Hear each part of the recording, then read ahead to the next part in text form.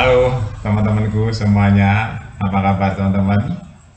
Semoga teman-teman semua sehat ya hari ini. Teman-teman hiruk pikuk berita, hiruk pikuk media sosial, hiruk pikuk geopolitik, hiruk pikuk politisi, rame teman-teman di media sosial, ya, di X, di YouTube, percakapan di pinggir jalan, rame ya. Teman-teman, saya mau mengajak diskusi sama teman-teman. Kalau lihat perpolitikan dua kubu ini, saya kok guyu sendiri ya, atau ketawa sendiri, bahkan ada childishnya ya. Jadi sehari dua hari, seminggu dua minggu ini teman-teman, semenjak pilpres dan pilkada ya, ada dua kubu ya. Jadi kubu Jokowi dan kubu pembencinya. Ini saya heran karena Jokowi itu terlalu lunak ya, terlalu lunak, terlalu sabar ya, bertahun-tahun disudutkan, bertahun-tahun dicaci, dimaki, nggak pernah balas. Tapi yang mencaci, yang memaki, yang memfitnah, yang mengolok-olok hancur sendiri. Ya, sudah ada beberapa contoh teman-teman. Semua dihancurkan oleh alam ya, pada tepar sendiri. Sampai hari ini masih banter ya, masih banyak juga atau masih ada segelintir, dua gelintir manusia politik yang mencaci maki Jokowi dan keluarganya. Teman-teman bisa tebak siapa ya, kira-kira. Cari saja di YouTube tuh banyak ya yang mencari-cari kesalahan Presiden Jokowi dan keluarganya. Kalau kelompok yang tua-tua sudah mulai reda, tapi masih ada ya, masih ada. Karena sekarang yang berkuasa Presiden Prabowo, kayaknya pada yang biasanya vokal sekali terhadap Presiden Jokowi, hari ini agak ngerem. Ya, kalau menurut saya ngeri ya, lawan Presiden Prabowo lebih tegas ya. Sebenarnya Presiden Jokowi juga tegas teman-teman. Cuma karena Presiden Jokowi itu tidak memakai eh, apa namanya, sesuatu yang sifatnya meledak-meledak, itu enggak. Presiden Jokowi diengon dulu, bahasa Jawanya, diengon dulu.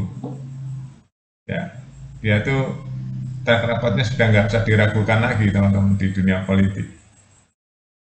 Dia nggak pernah fail teman-teman, selama 22 tahun ya, nggak pernah fail.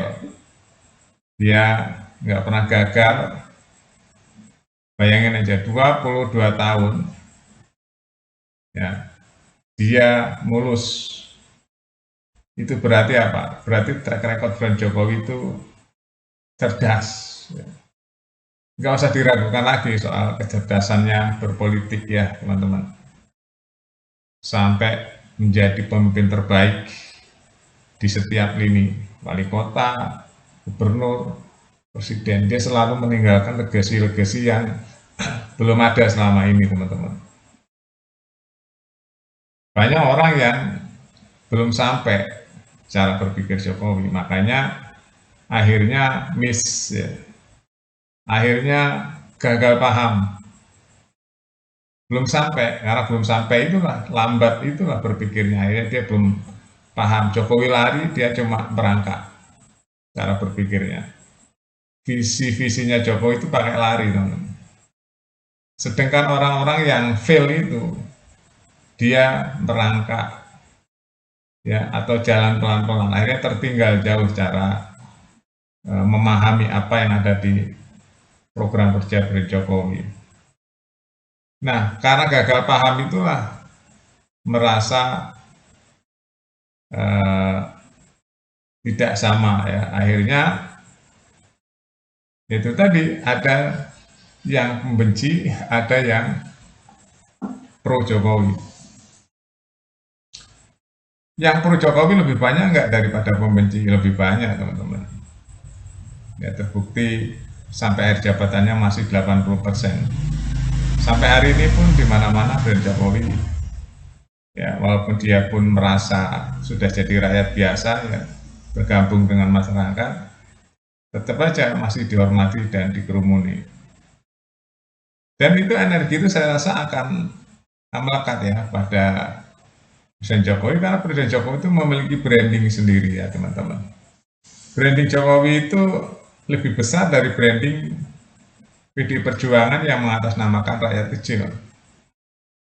Ya, jadi Presiden Jokowi secara perseorangan aja dia lebih besar dari PDI Perjuangan, teman-teman. Ya, branding dekat sama rakyat kecil. Nah, disandingkan gitu ya, disandingkan nih. Yang mengaku dekat sama rakyat kecil kan PDI Perjuangan, tapi kali ini ada Jokowi nih di sini, ya. Nah, secara perseorangan nih, kalau di branding kan siapa yang paling dekat dengan rakyat kecil, ya Jokowi masih menang, walaupun dia perorangan bukan partai, teman-teman ya. Karena 80% rakyat masih mencintai Presiden Jokowi, dengan PDI Perjuangan, ya kalau di survei saya yakin di bawah Presiden Jokowi. Terbukti PDI Perjuangan kalah di Pilpres dan Pileg kebanyakan ya. Pilpres dan Pilkada ya kemarin. Kebanyakan kota-kota besar dimenangkan oleh calon yang didukung oleh Presiden Jokowi. Saya mau bahas tentang para pembenci Jokowi ya, terserah nggak habis-habis nih teman-teman. Sampai hari ini pun masih ada yang terang-terangan ingin head to head dengan Jokowi. Saya cuma akan merewan ke belakang ya. Para pembenci Jokowi berakhir dengan kekalahan. Ya, berakhir dengan kebanyakan ya. Dengan ya tepar gitulah ya. Nah, pertanyaannya sekarang masih ada nih pembenci Jokowi. Sebenarnya udah semuanya ya, udah hampir ya, yang pembenci Jokowi itu semua sudah apa yang dibilang oleh Gus Dur ya, gelandangan politik.